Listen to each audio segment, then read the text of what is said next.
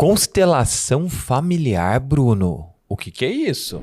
Fala pessoal, nesse vídeo eu vou te explicar com todos os detalhes para você entender de uma vez por todas o que realmente é constelação familiar. Mas antes de explicar, eu já te peço, deixa o seu like porque eu tenho certeza que eu vou esclarecer todas as suas dúvidas até o final. Vai lá! Lembrando, pessoal, que eu não tô aqui para tentar te convencer de alguma coisa, que eu não tô fazendo apologia dizendo se a constelação familiar sistêmica funciona ou não, se é verdade ou não. Esse vídeo é apenas para tirar todas as suas dúvidas e esclarecer de fato o que é e o que não é esse tão famoso método terapêutico que tem ajudado a tantas pessoas. Mas sem enrolação, bora pro conteúdo. Afinal, o que é constelação familiar sistêmica? A constelação é um método terapêutico que busca resolver conflitos familiares que atravessam muitas vezes gerações. Esse tipo de dinâmica ela pode ser feita em grupo ou de forma individual. Durante uma sessão de constelação,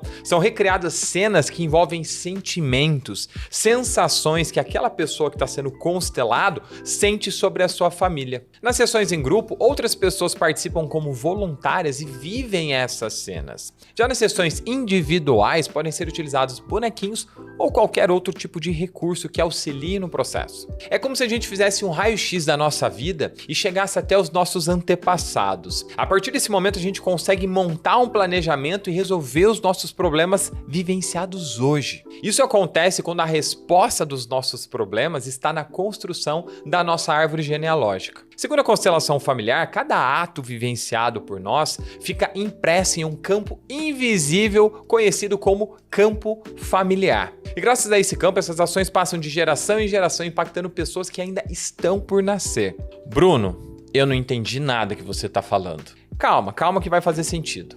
Mas Bruno, quem que criou esse método? De onde ele veio? Como é que esse negócio funciona? A constelação familiar ele é um método fenomenológico, dá até uma travada na língua. Fenômeno mais lógico, fenomenológico, criado pelo alemão Bert Hellinger, que foi um padre e missionário na África por mais de 20 anos. E lá ele trabalhou e observou algumas tribos zulus e os seus comportamentos familiares. Após esse período na África, o Hellinger, Bert Hellinger, ele deixou de ser padre e se dedicou de forma exclusiva a estudar o comportamento e a psique humana. Então ele estudou psicanálise, análise transacional, terapia primal, entre vários outros métodos até que ele chegou nas constelações. Então ele observou que quando acontece um fato traumático dentro de uma família, como por exemplo um suicídio, uma morte prematura ou mesmo um assassinato, uma origem de uma morte violenta, um abandono, uma falência de uma empresa, entre vários outros fatos, se a gente pesquisa o passado dessa família, a gente vai encontrar muitas vezes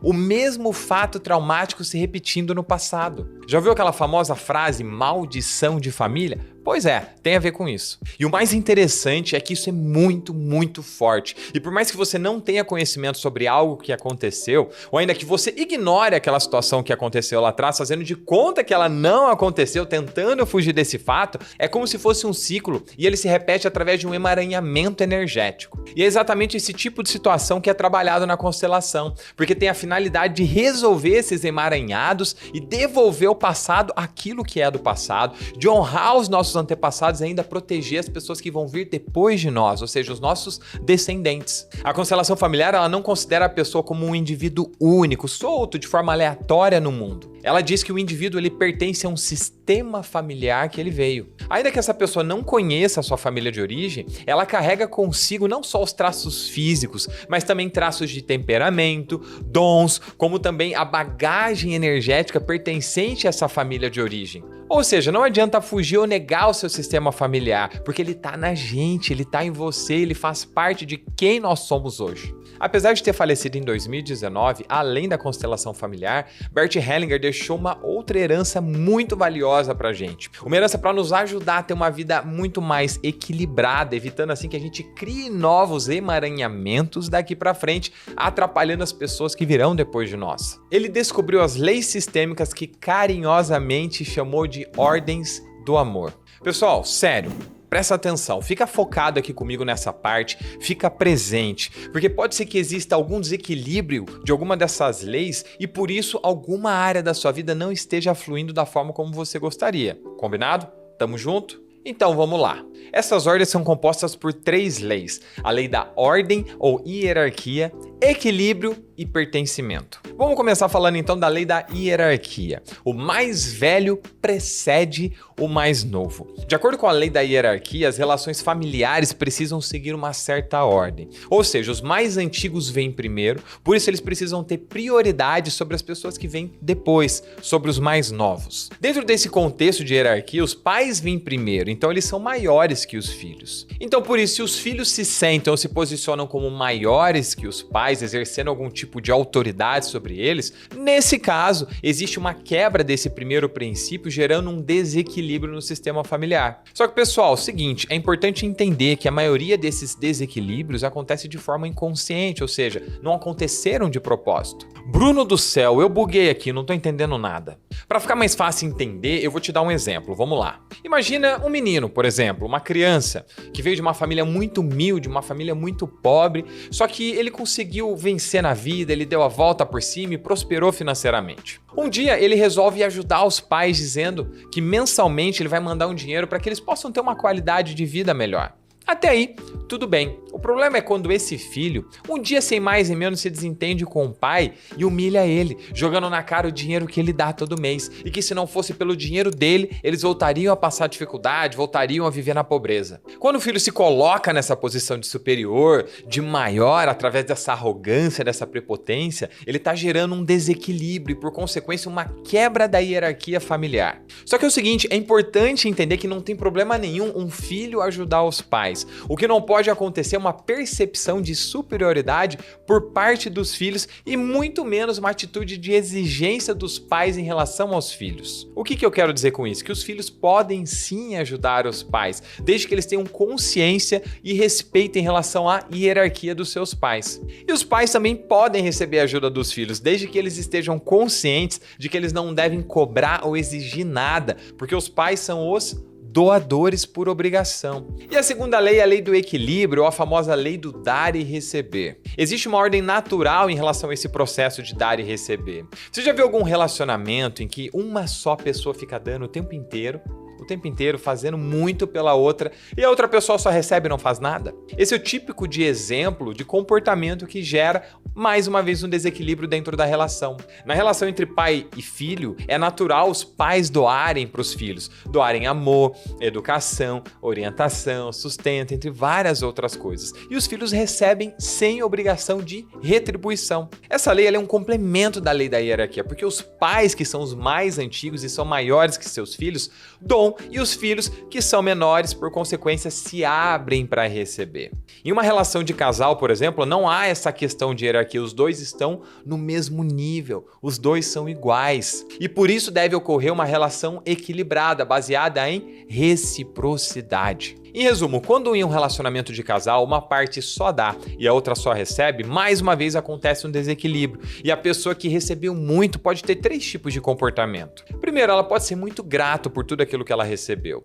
Segundo, ela pode ir contra a pessoa que deu muito, atacando ou muitas vezes menosprezando para fazer com que essa pessoa que deu muito se sinta inferior. Ou ainda ela pode trair essa outra pessoa ou abandonar a relação. E você pode estar se perguntando, e por que disso tudo? Porque essa pessoa que simplesmente recebeu muito e não deu nada em troca, ela se sente inferior ao outro em desequilíbrio, a ponto de querer sabotar a relação para se livrar desse peso por não conseguir pagar essa dívida. Então, nós chegamos na última lei, a lei do pertencimento. De acordo com a lei do pertencimento, todas as pessoas têm o direito de pertencer a um sistema familiar e de forma alguma elas podem ser excluídas dele. Por mais que essa pessoa tenha feito alguma coisa de absurda, nada justifica a sua exclusão. Quando por algum motivo alguém é excluído do sistema familiar, os outros membros do sistema eles acabam sofrendo as consequências ou mesmo reproduzindo os mesmos comportamentos dessa pessoa que foi excluída. Porque o sistema sempre busca uma forma de promover a inclusão daquele membro para que o equilíbrio familiar seja mais uma vez retomado. E você pode estar se perguntando,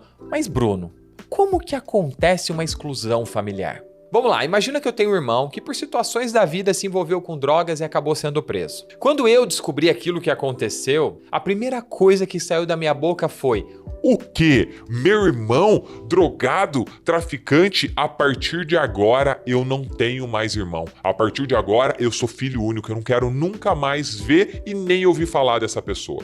Ou ainda uma filha que descobriu que o pai estava traindo a mãe com uma outra mulher. E aí quando ela descobre isso, ela diz: O que o meu pai fez é imperdoável pra mim. A partir de hoje, ele morreu. Eu não tenho mais pai. Nos dois exemplos, houve sim uma exclusão e, por consequência, pode sim acontecer um desequilíbrio no sistema familiar. Quando as leis ou ordens do amor estão em harmonia, todas as pessoas desse sistema familiar se beneficiam disso. Quando a gente percebe, por exemplo, que a vida não está indo muito bem, que a gente se pega dentro de padrões repetitivos de relacionamentos ruins, traumas, problemas dentro do trabalho, entre várias outras situações, talvez seja um momento interessante para buscar autoconhecimento, para tentar entender e, quem sabe, resolver tudo isso para ter uma vida melhor. A constelação familiar é uma baita de uma ferramenta para quem quer expandir o seu autoconhecimento sobre si mesmo, melhorar a percepção sobre o valor das relações familiares, ainda desenvolver uma consciência mais coletiva, entendendo que as suas escolhas influenciam diretamente na vida dos seus descendentes. A partir do momento que a gente entende isso, a gente amplia, a gente explode a nossa caixinha aqui